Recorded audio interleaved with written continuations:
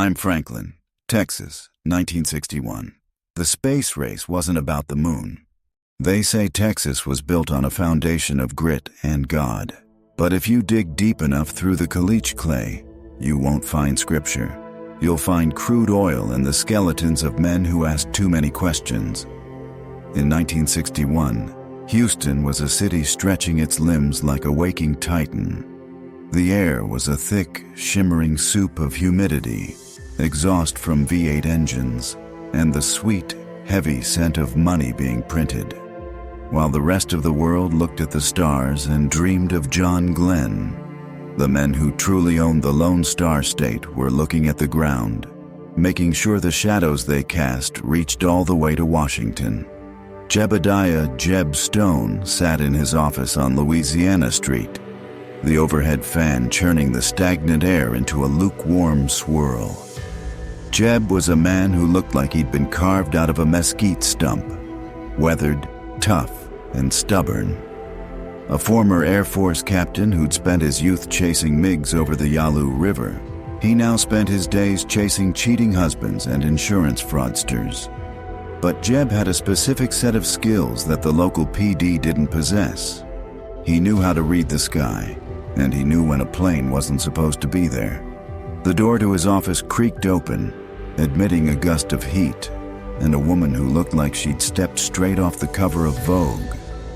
Martha Vance wore a black silk dress that cost more than Jeb's car, and her eyes were hidden behind oversized dark glasses.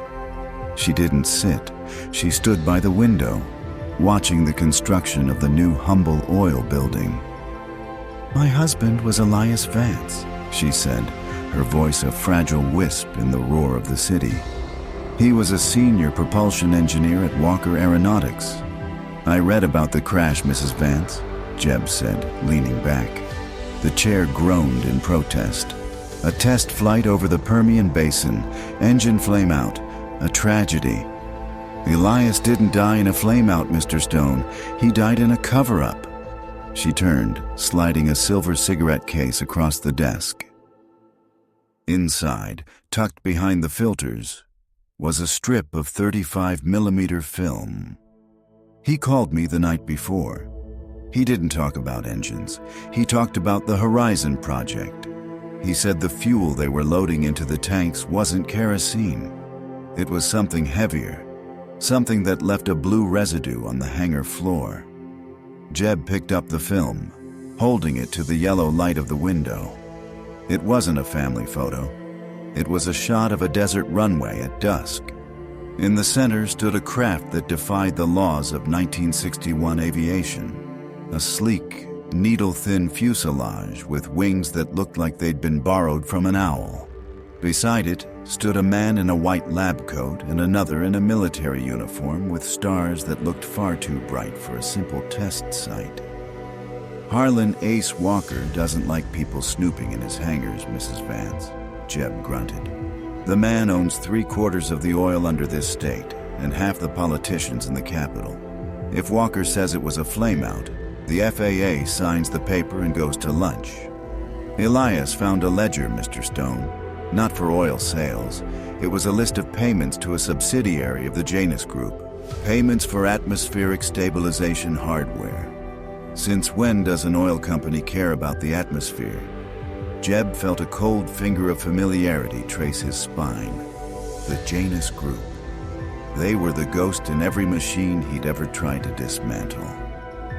"I'll look into it," Jeb said, tucking the film into his breast pocket. "But I need you to disappear for a while. If Ace Walker knows you have this, you won't be a widow much longer. You'll be a memory." As Martha Vance slipped out of the office, Jeb walked to the window. Down on the street, a black Cadillac Fleetwood was idling, its windows tinted so dark they reflected the sun like obsidian shields. Two men in charcoal suits were leaning against the fender, their eyes fixed on his door. Jeb reached into his desk drawer and pulled out his old service point .45. The weight of the steel was comforting. In Texas, power wasn't just about who had the most land.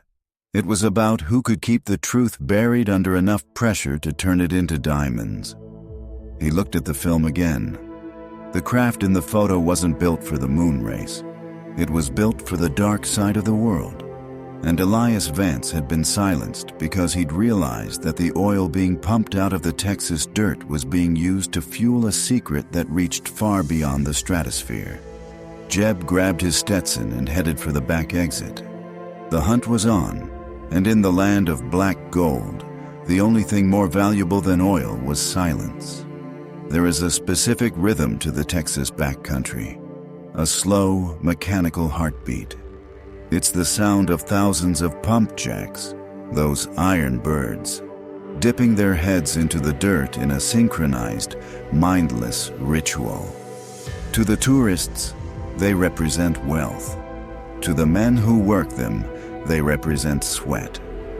Но для Джеба Стоуна они выглядели как надгробия, отмечающие места, где земля была вскрыта, чтобы выпустить на волю то, что должно было остаться скрытым.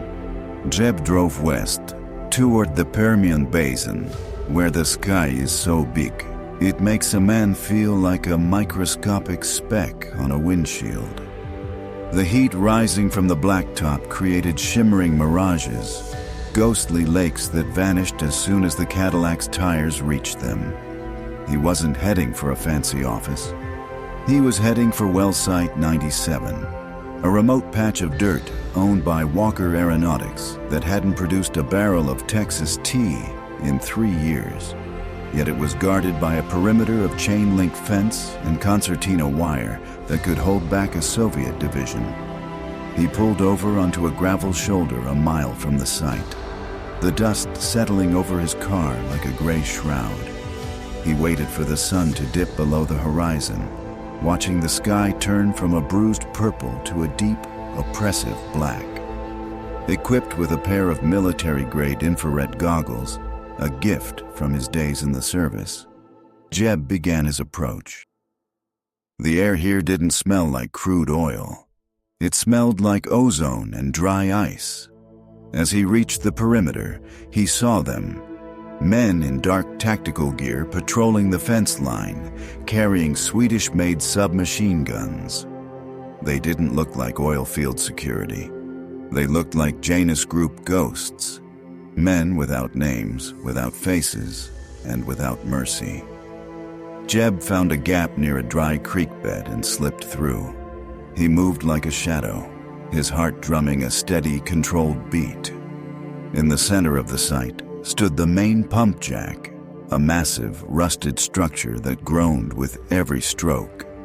But as Jeb got closer, he noticed the dissonance. The pump jack wasn't attached to a wellhead. It was a mechanical facade, a giant piston used to generate pneumatic power for something deep beneath the caliche. He spotted a steel hatch hidden beneath a tattered tarpaulin. With a rhythmic clink-clink of his lock-picking tools, the heavy iron bolt gave way. The air that rushed out of the hatch was freezing, a blast of refrigerated, filtered atmosphere that had no business being in the middle of a Texas summer. Jeb descended a narrow ladder, his boots echoing against the cold steel. The underground bunker was a marvel of 1961 engineering. It wasn't a bunker for bombs. It was a laboratory for the heavens. Rows of mainframe computers, massive IBM units with spinning reels of magnetic tape, hummed in the fluorescent glare. Technicians in white coats moved between consoles, their faces pale and drawn. Jeb reached the main observation gallery and froze. In the center of the room sat a massive lead-shielded canister.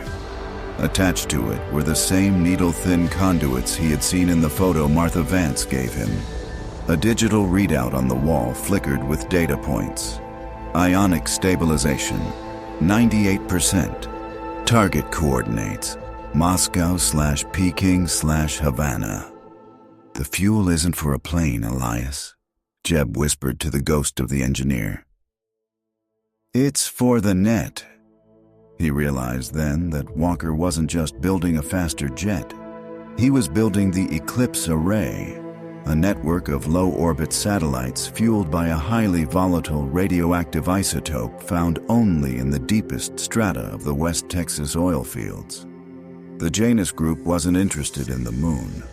They were interested in total atmospheric surveillance, a black gold mirror in the sky that could look into any window on the planet. Jeb reached for his camera, snapping photos of the schematics pinned to the wall. His hands shook as he read a memo signed by Ace Walker himself. Project Horizon must achieve full deployment by October 62. The accidental loss of Engineer Vance is a regrettable but necessary cost of silence. Suddenly, a red light began to rotate on the ceiling. A synthesized voice, cold and devoid of emotion, echoed through the bunker. Unauthorized access detected. Sector 4, ceiling perimeter. Damn, Jeb cursed, stuffing the documents into his jacket. He didn't head for the ladder. He knew they'd be waiting there. He looked toward the heavy freight elevator used to move the isotope canisters. It was his only shot. As the elevator groaned to life, the bunker doors hissed open. 3 men in tactical gear burst in, their weapons leveled. "Stone!" one of them roared. "You're a long way from Louisiana Street." Jeb didn't answer with words.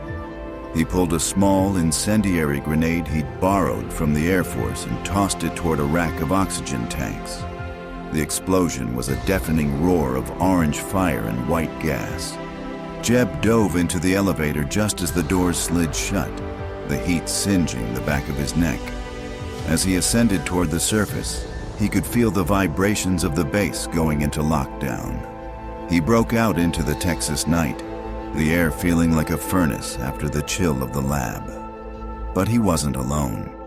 The searchlights from the site were already sweeping the desert, and the sound of heavy engines was approaching. "You want to chase, Ace?" Jeb muttered, sprinting toward his hidden Cadillac. "Then let's see what this Horizon project can do against a man who has nothing left to lose but the truth." The hunt was no longer in the shadows. It was a high-octane war under the Texas stars, and the oil being pumped from the ground was about to become the fuel for a fire that would burn all the way to D.C. There's no darkness quite like the Texas Panhandle at 2 in the morning. It's an absolute crushing void that makes your headlights feel like 2 flickering candles in a cathedral. But tonight, that void was alive. Behind Jeb Stone's 1960 Cadillac Fleetwood, the horizon was fractured by the piercing blue-white high beams of 3 heavy-duty Willys Jeeps. They weren't bouncing over the ruts. They were gliding, their modified suspensions handling the scrubland with a terrifying, predatory grace. These weren't oil field guards anymore. They were the Janus Group's hounds, and they didn't care about a speeding ticket. Jeb gripped the thin, ivory steering wheel, his knuckles white. The needle on the speedometer was dancing near the 100 mark, the big V8 engine roaring a defiant, guttural song. He killed his own lights, plunging himself into a blind rush. He knew this land. He'd flown over it, hunted over it. He wasn't driving by sight. He was driving by memory and the silhouette of the mesas against the starlight. Thud, thud, thud. The back window of the Cadillac shattered as a burst of submachine gun fire sprayed the interior. Jeb ducked, glass showering his Stetson. "Come on, you big beautiful boat. Don't fail me now," he hissed, wrenching the wheel to the left, taking the car off the main trail and into a dry wash. He managed to put a ridge between himself and the pursuers, the dust cloud he kicked up acting as a temporary screen. He pulled the car into the ruins of an abandoned cattle station, a cluster of collapsed wooden shacks and a rusted windmill that groaned in the wind like a dying man. He cut the engine. The silence that followed was deafening, broken only by the tink-tink-tink of the cooling manifold. Jeb stepped out, the desert air tasting of dust and sagebrush. He pulled the 35mm film and the stolen documents from his jacket, his hands trembling with adrenaline. In the distance, he could hear the low hum of the jeeps, circling like sharks that had lost the scent but knew the prey was still in the water. He ducked into the shadows of a collapsed barn and pulled out a portable field radio he'd kept in his emergency kit. He tuned it to the local frequency used by the sheriff's department. He needed a friend. He needed the law. "All units be advised," the radio crackled. The voice belonging to Sheriff Miller, a man Jeb had shared many a bottle of bourbon with. "We have an armed and dangerous suspect in a black Cadillac. Shoot to kill on sight. Repeat, do not engage in dialogue. The subject is a threat to national security, per orders of Walker Aeronautics." Jeb turned off the radio, a bitter taste in his mouth. The law in Texas didn't wear a star. It wore a price tag. Suddenly, the radio in the barn, a relic from the 40s, burst into life, despite not being plugged in. Static filled the air, followed by a voice that was as smooth and cold as polished marble. It was Harlan Ace Walker. "You're a long way from the sky, Captain Stone," Walker's voice echoed through the rafters. "I know you're listening. I know you're in the ruins. I can see your heat signature from the Eclipse prototype overhead. There is no such thing as a hiding place anymore. You killed Elias Vance for a bunch of tin cans in the sky, Ace," Jeb shouted into the darkness, knowing the man was likely listening through a high-sensitivity directional mic. "You're selling out the country to a shadow board." "I'm saving the country, Jeb," Walker replied, his tone almost fatherly. "The Janus Group provides a stability that the politicians in D.C. are too soft to enforce. We see the threats before they manifest. We see the dissent before it becomes a riot. Throw the film into the center of the yard and walk out. I'll make sure Martha Vance gets a generous pension, and you can go back to chasing husbands, or I can let the hounds finish their run." Jeb looked at the film. He looked at the windmill. He knew that if he surrendered, the Eclipse would become a permanent shroud over the world. He didn't have an army. He didn't have the law. All he had was a Cadillac, a Service .45, and the audacity of a man who had once stared down death at 30,000 feet. "Ace," Jeb said, his voice dropping to a hard, dangerous whisper. "You might have the eye in the sky, но на этой земле я все еще пилот, и я не собираюсь идти на посадку." Jeb dove back into the Cadillac. He didn't wait for them to find him. He started the engine with a roar that echoed across the basin and threw the car into reverse, smashing through the rotten timber of the barn. As he tore back onto the open plain, the blue lights of the jeeps converged from three sides. But Jeb wasn't running anymore. He was heading straight for the main access road to the Walker Aeronautics HQ. If he was going down, he was going to take the Horizon project and its architect with him. The Eclipse was coming, but Jeb Stone was going to make sure the world saw the flash before the darkness took over. There are moments in history when the timeline snaps. A single point of impact where the future is decided not by treaties or handshakes, but by sheer kinetic energy. Jeb Stone drove that point of impact. He wasn't driving a car anymore. He was driving a 2-ton chrome and steel missile wrapped in Texas pride. The Walker Aeronautics facility loomed ahead, a city of lights in the desert, centered around a launch gantry that cradled the Eclipse prototype rocket like a silver bullet aimed at the heart of God. Jeb didn't look for the gate code. He floored the accelerator. The Cadillac hit the chain link perimeter at 90 miles an hour. The fence exploded in a shower of sparks and twisted metal, wrapping around the hood like a grotesque veil. The alarm klaxons began to wail, a terrifying rhythmic shriek that drowned out the roar of the V8. "This is for Elias," Jeb gritted out, his hands bleeding on the wheel. He swerved past the security bunkers, ignoring the tracers zipping past his windows, and aimed the car straight for the liquid oxygen storage tanks at the base of the launch platform. He jammed the gas pedal down with his medkit box, unlatched the door, and rolled out onto the tarmac at 50 miles an hour. The Cadillac slammed into the tanks. Boom! The explosion was biblical. A fireball of blue and orange fury erupted, rolling up the side of the launch tower. The shockwave knocked Jeb off his feet, sliding him across the asphalt. But the chaos was his cover. As the security forces scrambled to fight the inferno, Jeb sprinted toward the service elevator of the gantry. He was going up. He reached the command deck, 300 feet in the air. The wind up here was fierce, whipping his coat around him. Below, the facility was a sea of fire and confusion. Above, the nose cone of the rocket hummed with the radioactive power of the blue fuel. And there, standing on the catwalk, staring calmly at the destruction, was Harlan Ace Walker. He held a remote detonator in one hand and a calm smile on his face. "You have a flair for the dramatic, Captain Stone," Walker shouted over the wind and the sirens. "But you're too late. The countdown is automated. The Eclipse launches in 2 minutes. Once it's in orbit, no one can hide, not even you." Jeb drew his .45.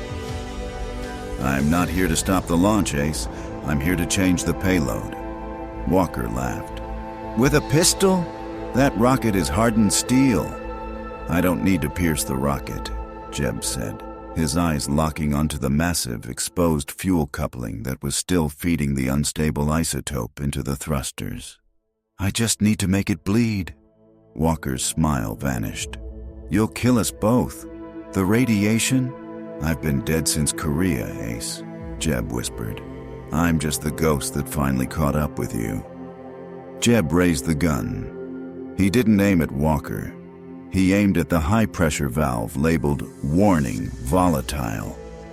Walker lunged, but he was a businessman, not a soldier. Bang! The bullet struck the valve. A jet of supercooled, glowing blue liquid erupted, spraying across the gantry. It hit the electrical sparks from the damaged tower. The reaction wasn't an explosion. It was an implosion of energy. The air turned white. Jeb didn't wait to see the result. He grabbed a maintenance cable, wrapped his coat around it, and jumped off the gantry, sliding down into the darkness just as the top of the tower and the rocket and Ace Walker were consumed by a blinding flash of black gold energy. The shockwave snapped the cable 20 feet from the ground. Jeb fell into the fire suppression canal, the water closing over him like a cold, dark blanket, shielding him from the apocalypse above. The official story was a regrettable industrial accident during a routine fuel test. Harlan Walker was hailed as a martyr of scientific progress, lost in the pursuit of the stars. The Eclipse program was officially scrapped, though conspiracy theorists say the blueprints were just moved to a deeper bunker in Nevada. As for Jeb Stone, the Houston police found a burned-out Cadillac, but no body. Some say he died in the blast, but truck drivers on the lonely stretch of Route 66 tell a different story. They talk about a hitchhiker in a dust-covered coat who appears on stormy nights. He never asks for a ride to the city. He just asks for a light for his cigarette, looks up at the satellites moving across the night sky, and says, "Keep your eyes on the road, son. The things looking down, they don't blink." The eclipse was delayed, but the shadow is still there, waiting.